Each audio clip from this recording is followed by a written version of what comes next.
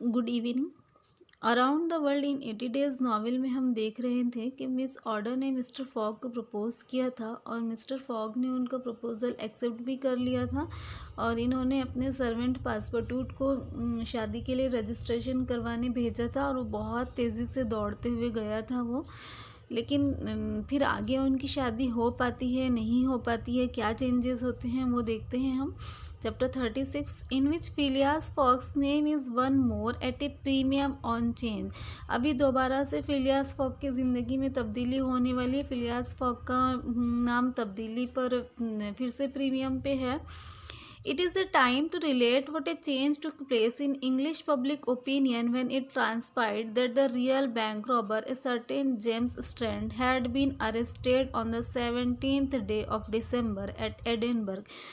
ये जो टाइम है जब एडनबर्ग में जब इंग्लिश पब्लिक को वहाँ के जो अंग्रेज़ जो लंदन की पब्लिक थी, अंग्रेज़ जो थे, उनको जब ये पता चला, उन पे ये ज़ाहिर हुआ, ट्रांसपायर्ड यानी ज़ाहिर होना, आश्कार होना, पता चलना, TRANSPIRED, ट्रांसपायर्ड जो बोल्ड लेटर में लिखा है, इसका मतलब होता है पता चलना, ज़ाहिर होना, आश्कारा होना। तो जब ये इंग्लिश पब्लिक को पता चला कि असल लुटेरा कोई और था, बैंक रॉबर कोई और था, जेम्स स्ट्रैंड, और वो 17 दिसंबर को एडनबर्ग में अरेस्ट हो गया है, वो गिरफ़्तार हो गया है। पहले पब्लिक ये जानती थी कि फिलियास फॉग गिरफ़्तार हुआ है, इस सभी को इसके बारे में पता चला था कि फिलियास फॉग गिरफ़्तार हुआ है।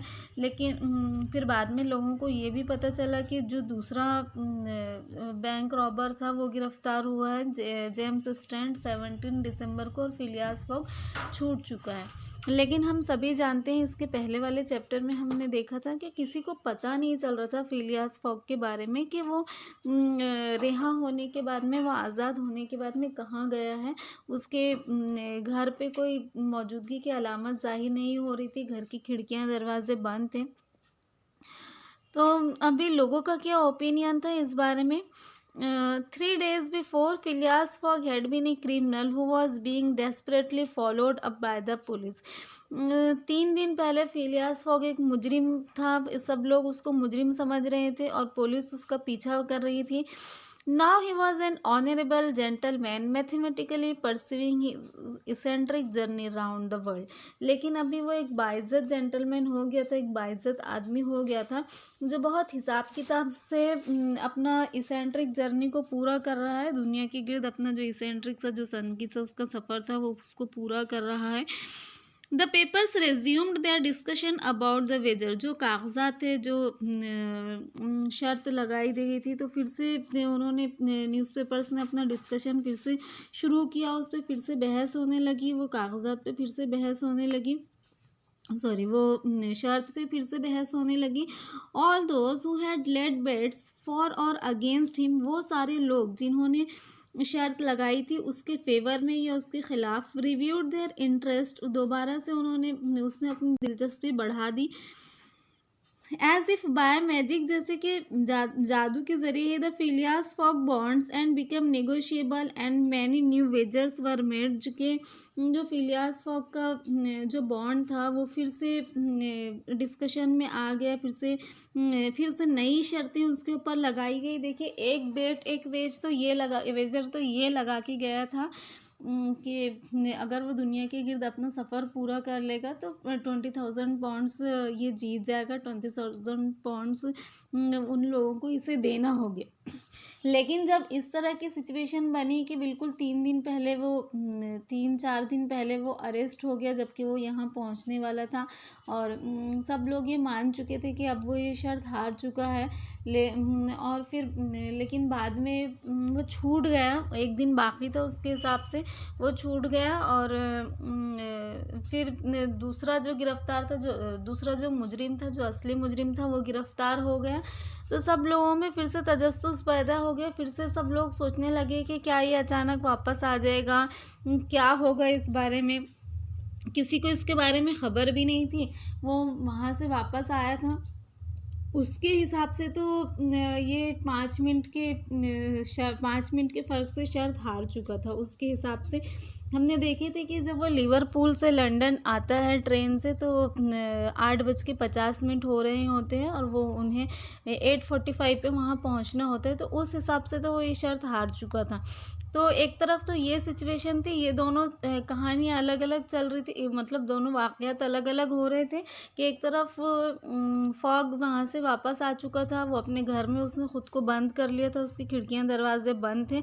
लेकिन दूसरी तरफ जो दूसरी तरफ के लोग थे, जो उसके मुखालिफिन थे, जब उनको पता चला था कि वो छूट गया है और वक्त पूरा होना बाकी था, तो ये लोग फिर से उन्होंने वो शर्त को वो ज़िंदा किया, वो मतलब उसमें इंटरेस्ट को पैदा किया, फिर से उसके बारे में डिस्कशंस होने लगे।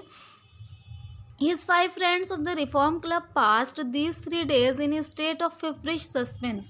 तो जो उसके पांचों दोस्त थे वो सारे के सारे, ये जो 3 दिन थे उसके छूटने के बाद में भी जो 3 दिन थे, तो उसमें ये लोग बहुत ज़्यादा सस्पेंस में थे। फेवरिश सस्पेंस, फेवरिश वैसे तो हम बोलते हैं फेवरिश हो रहा है बुखार की कैफियत को, फीवर से फेवरिश है वो, लेकिन फेवरिश का एक मतलब ये भी होता है कि अनस्टेबल या नापायदार या हल्का कमज़ोर बोधा कि फेवरेट सस्पेंस ऐसे वो सस्पेंस में थे कि कभी कुछ उनको कभी ऐसा लगता था कि वो आ जाएगा, कभी ऐसा लगता था कि नहीं आएगा, कोई स्टेबिलिटी नहीं थी उसके अंदर।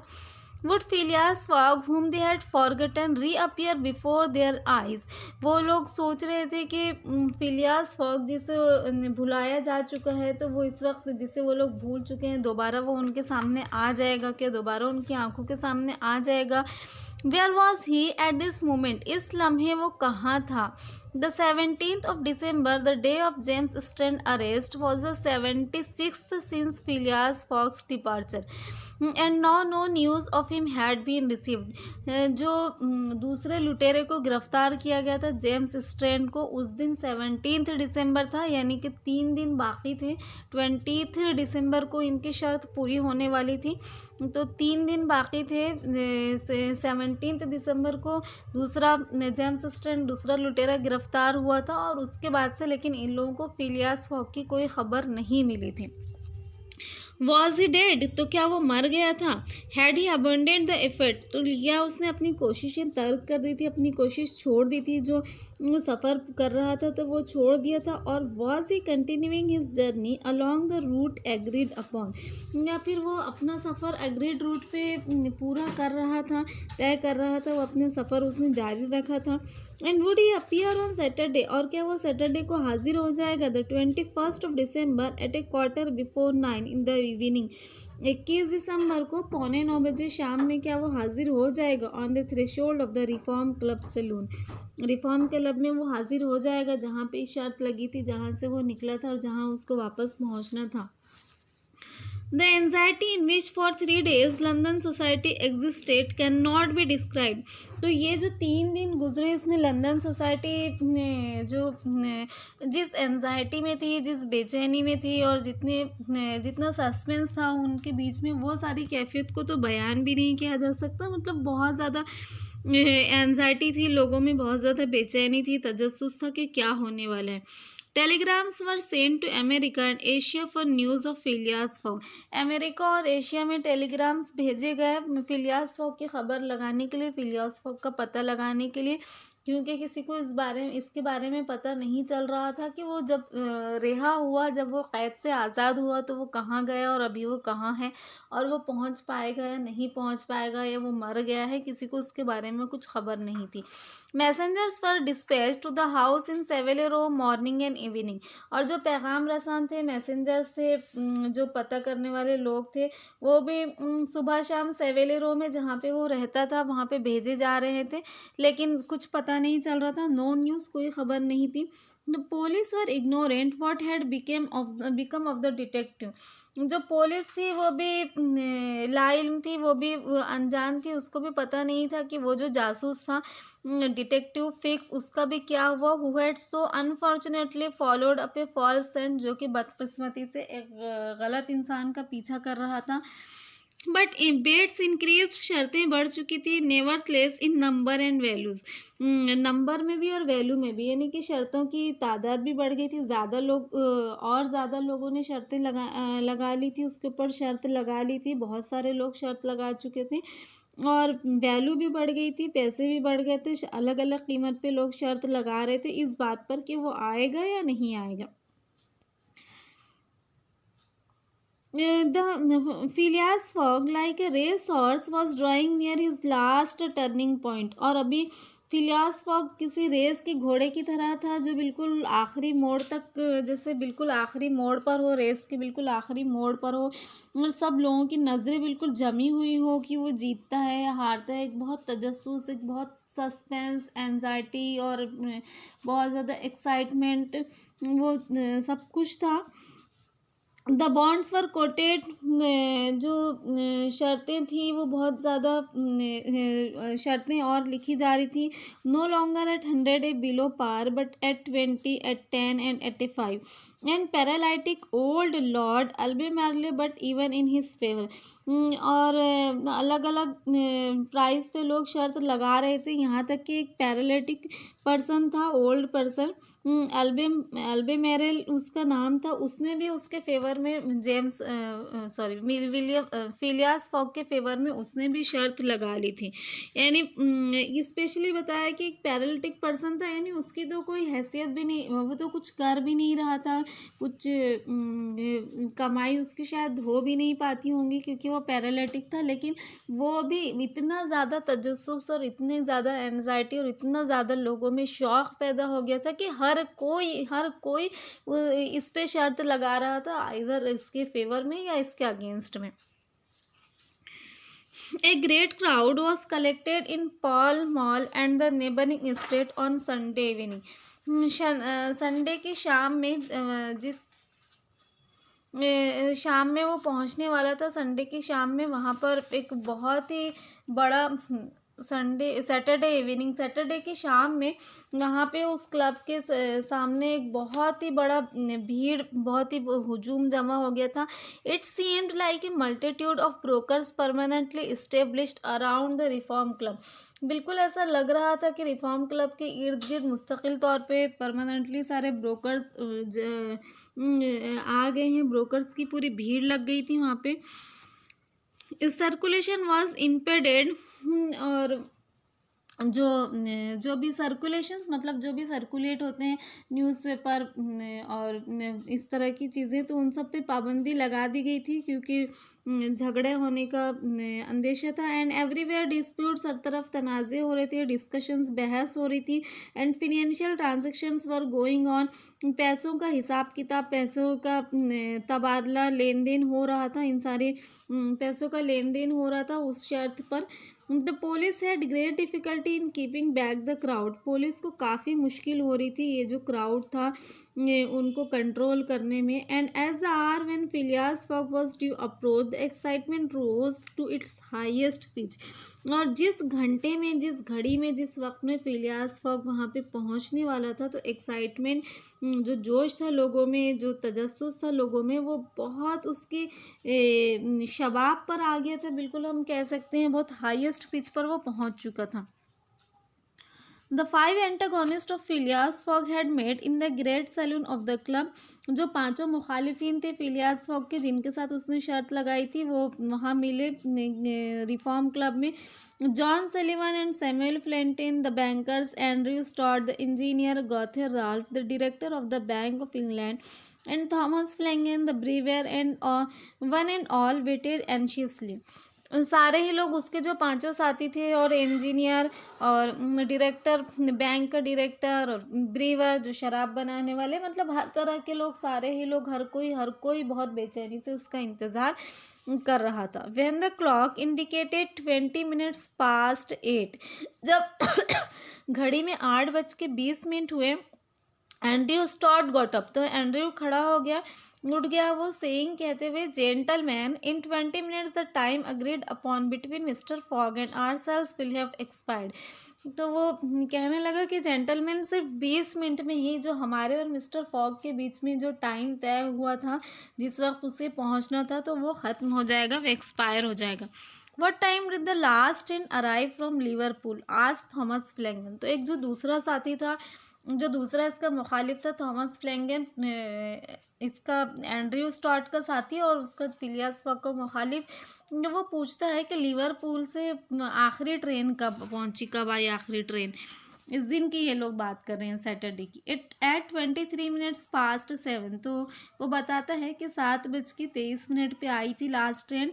23 minutes past 7 replied Gauthier Ralph, एक तीसरा पर्सन कहते हैं, एंड द नेक्स्ट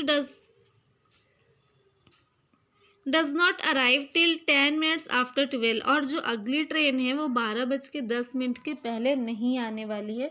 अभी इसके पहले ट्रेन 7:23 पर आई थी और अभी 12:10 से पहले कोई ट्रेन नहीं है। वेल जेंटलमैन रेज्यूम्ड एंड्रयू स्टॉट, तो रेज्यूम एंड्रयू बोलता है कि अच्छा हजरात, अच्छा gentleman, if Phileas Fogg had come in the 7:23 train he would have got here by this time, अगर फिलियास फॉग उस 7:23 वाली ट्रेन से आया होता तो अभी वो यहाँ पर होता।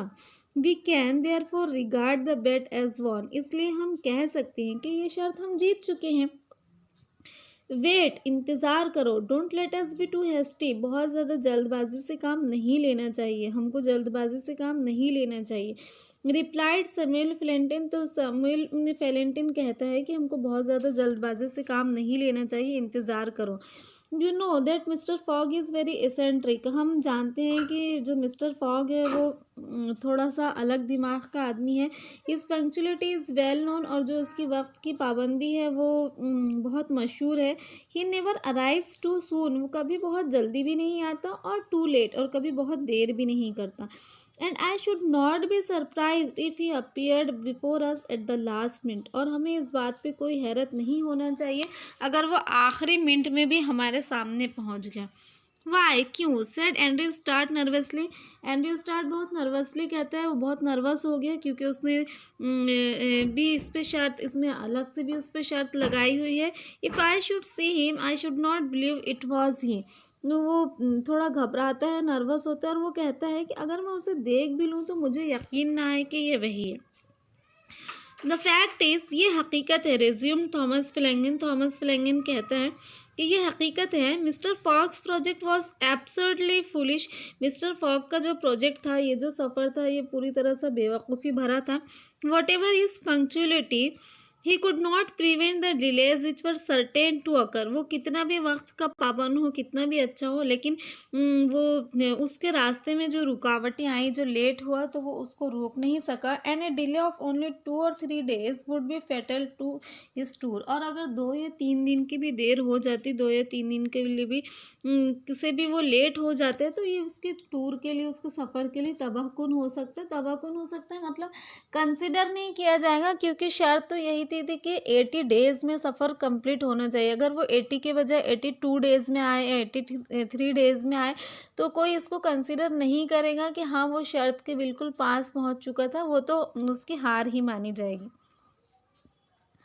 ऑब्जर्व टू, तो वो एडेड जॉन सलीवन, तो जॉन सलीवन कहते हैं देखो तो, ये भी तो देख लो। That we have received no intelligence from him, कि हमें तो उसकी तरफ से कोई इत्तला भी नहीं मिली, कोई ख़बर भी नहीं मिली। Though there are telegraphic lines all along his route, हालांकि उसके रास्ते में, उसके सभी रास्तों में टेलीग्राफिक लाइंस भी है, फिर भी कोई तार नहीं आया, कोई इत्तला नहीं मिली। He has lost gentleman, said Andrew Stuart, सबसे ज़्यादा एंड्रयू स्टॉट ही बेचैन है, और वो फिर से कहता है कि वो खो चुका है साथियों। ही हैज़ 100 times लॉस्ट, 100 मरतबा वो खो चुका है। He has, you know, besides that the China, the only steamer he could have taken from New York to get here in time, arrived yesterday.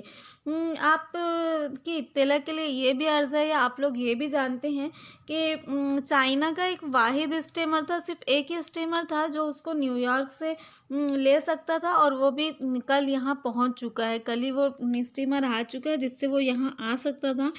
I have seen a list of the passengers and the name of Phileas Fogg is not among them. और वो जो steamer जो कल पहुंचा मैंने उसमें passengers की list देखी, उसमें फिलियास फॉग का नाम कहीं नहीं है। यानी वो आज जो ट्रेन आने वाली थी वो उससे भी नहीं आया, और इसके बाद तो अभी 12:10 के पहले कोई ट्रेन है ही नहीं, और कल जो स्टीमर आया था तो वो उससे भी नहीं आया। Even if we admit that fortune has favoured him, अगर हम ये मान भी लें, अगर हम ये कबूल भी कर लें कि किस्मत उसके साथ है, he can scarcely have reached America, तो वो बमुश्किल अमेरिका पहुंचा होगा। तो I think he will be at least 20 days behind hand and the Lord Albemarle will lose a cool 5,000। तो भी मुझे ऐसा लगता है कि अभी भी उसके पास कम से कम अब सिर्फ 20 मिनट बचे हैं, नहीं तो वो जो 20 दिन पीछे रह गया है वो।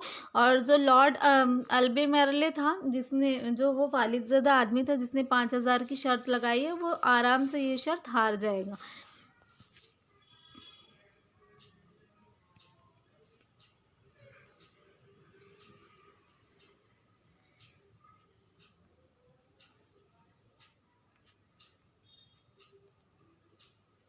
Mister Fox checks at Barings tomorrow, और जो मिस्टर फॉग का चेक है वो सिर्फ हमको उसको देना ही बस हमको उसको फिल करना पड़ेगा, और वो मिस्टर बैंक में हम जमा करेंगे और हमको उसके पैसे मिल जाएंगे।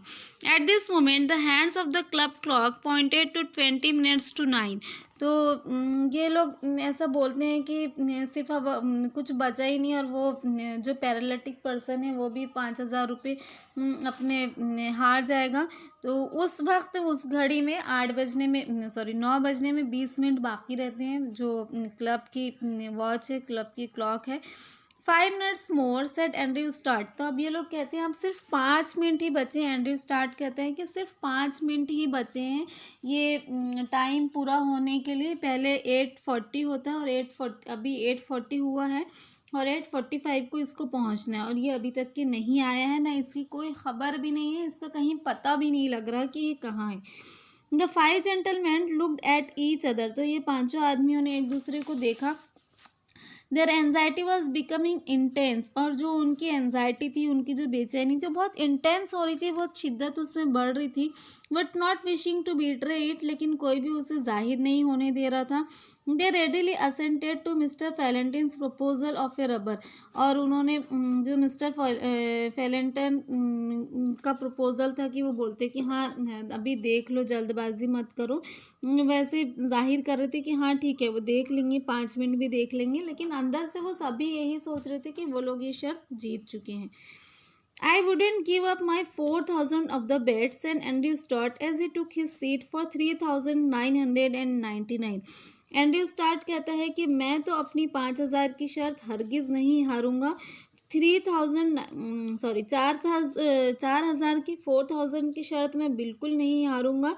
3,999 रुपीज़ पर भी मैं वो शर्त को नहीं छोड़ूंगा।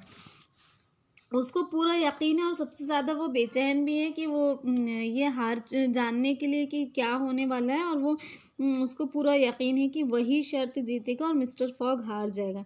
The clock indicated 18 minutes to 9। अभी एक घड़ी में 9 बजने के लिए 18 मिनट्स बाकी हैं। The players took up their cards. तो प्लेयर्स ने अपने कार्ड उठा लिए, but could not keep their eyes off the clock. लेकिन वो अपनी आंखें, अपनी नज़रें घड़ी पे से नहीं हटा सके। Certainly, however secure they felt, minute had never seemed so long to them। बिल्कुल ऐसे वो कितना भी महफूज महसूस करे अपने आप को, कितना भी उनको लग रहा था कि हाँ 2 मिनट ही बचे हैं, 3 मिनट ही बचे हैं और वो ये शर्त जीत जाएंगे, लेकिन फिर भी मिनट उनके वक्त उनको बहुत लंबा लग रहा था। इसके पहले कभी वक्त इतना लंबा महसूस नहीं हुआ था। 17 minutes to 9। 9 बजने में सिर्फ 17 मिनट बाकी हैं, सेट थॉमस फ्लैंगन ने कहा। As he cut the cards which Ralph handed him. Ralph handed ने जो कार्ड उसको दिया था तो वो उसने काट दिया। Then there was a moment of silence. तभी जो पूरी खामोशी थी, सब लोग बस घड़ी पे नज़र लगा के थे और पूरा एक बिल्कुल सन्नाटा था। तो वो खामोशी में, वो सन्नाटे में थोड़ी हलचल होती है। The great saloon was perfectly quiet. जो रिफॉर्म क्लब था, सैलून था, वो पूरी तरह से वहाँ पे खामोशी थी। But the murmurs of the crowd outside were heard. लेकिन जो बाहर क्राउड था, बाहर जो हुजूम जमा था, उसमें हल्की सी मरमर की आवाज़ आती है। जो लोग मुंह में बड़बड़ाहट करते हैं, हल्की सी, उसको मरमर कहते हैं। तो वो आवाज़ आती है। With now and then a shrill cry, पहले वो आवाज़ आती है, फिर एक हल्की सी चीख की आवाज़ आती है। The pendulum beat the seconds, pendulum seconds बजा रहा था। With each players eager with each player eagerly counted, जिसको हर एक प्लेयर, हर एक खिलाड़ी जिसने शर्त लगाया था, बहुत बेचैनी से गिना उसने। As a listen with mathematical regularity, बिल्कुल इस तरह की बहुत उसको मैथमेटिकल रेगुलरिटी से, बहुत ही हिसाब की बारीकी से वो लोग वो सेकेंड को गिन रहे थे। 16 मिनट्स टू 9, सिर्फ 16 मिनट बचे हैं 9 बजने के लिए। 15 मिनट पहले उसको पहुंचना था और 16 मिनट ही बचे हैं, यानी 1 मिनट ही बाकी था। Said John Sullivan in a voice which betrayed his emotion, अभी उसके जज्बात बिल्कुल जाहिर हो ही रहे थे। अब 1 ही मिनट बचा था, तो अब तो ये पूरे यकीन हो गए थे कि ये लोग शर्त जीत ही गए हैं। 1 मिनट मोर, सिर्फ 1 मिनट बाकी है। And the wager would be won, और शर्त जीत ली जाएगी। Andrew Stuart and his partner suspended their game, Andrew Stuart और जो उसका पार्टनर था जिसने उसके साथ शर्त लगाई थी, वो बहुत सस्पेंड, बिल्कुल वो ऐसे हो रहे थे कि मतलब उन्होंने अपना गेम सस्पेंड कर दिया था, ख़त्म कर दिया था। दे लेफ्ट देयर कार्ड्स, उन्होंने अपने कार्ड भी फेंक दिए थे। एंड काउंटेड द सेकेंड्स, और सेकेंड गिनना शुरू किया था। At the 40th second at the 15th is till nothing, और फिर उसके बाद में 40th सेकेंड हुआ, और उसके बाद में 50th सेकेंड हुआ, और फिर कुछ भी नहीं। एट द 55th सेकेंड, जो 55th सेकेंड था, यानी कि सिर्फ 5 सेकेंड बाकी थे 8:45 बजने के लिए। ए loud cry was heard in the street, एक जोर की चीख, एक जोर का शोर इस सड़क पे सुनाई दिया। फॉलोड बाय अप्लॉज, जोरदार तालियों के साथ। हुर्राज, हुर्रा करने लगे लोग। एंड सम फेयर स्क्रोल्स, और कुछ लोग गुस्से में बड़बड़ाए। The players rose from their seats, और जो सारे खिलाड़ी थे जिन लोगों ने शर्त लगाई थी, वो सब अपनी सीट से खड़े हो गए। Here I am gentleman. At the 57th second, the door of the saloon opened, and the pendulum had not beat the 60th second when Phileas Fogg appeared. मैं यहाँ हूँ हजरात, मैं यहाँ हूँ साथियों। हेयर आई एम जेंटलमैन, जो 57th second था, यानी 60th सेकेंड को 3 सेकेंड कम, 8:45 बजने के लिए सिर्फ 3 सेकेंड कम। उस वक्त सैलून का दरवाज़ा खुला और पेंडुलम ने 60th सेकेंड बजाया भी नहीं, और फिलियास फॉग अपीयर हो गया।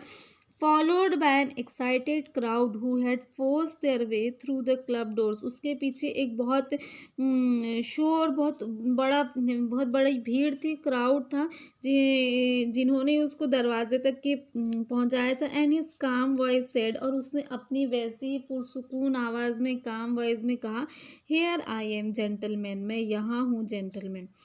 तो ये तो इसके हिसाब से शर्त हार चुका था 5 मिनट से। जब वो स्टेशन पे पहुंचा, लिवरपूल से लंदन वो पहुंचा, तो घड़ी में 8:50 हो रहे थे, और उसने ये जान लिया था कि वो शर्त 5 मिनट से हार चुका है। फिर वो अपने घर चले गया था। वहाँ पे वो दरवाजे खिड़कियाँ सब बंद करके था। देन ऑर्डर से इसकी बातचीत होती है, ऑर्डर्स को प्रपोज करती है, और वो लोग शादी प्लान करते हैं। लेकिन फिर वो शादी के बजाय ये नई पिक्चर कैसे सामने आ गई, और वो कैसे वहाँ पहुँच गया, कैसे वो शर्त जीत गया, वो हम नेक्स्ट क्लास में देखेंगे इंशाल्लाह।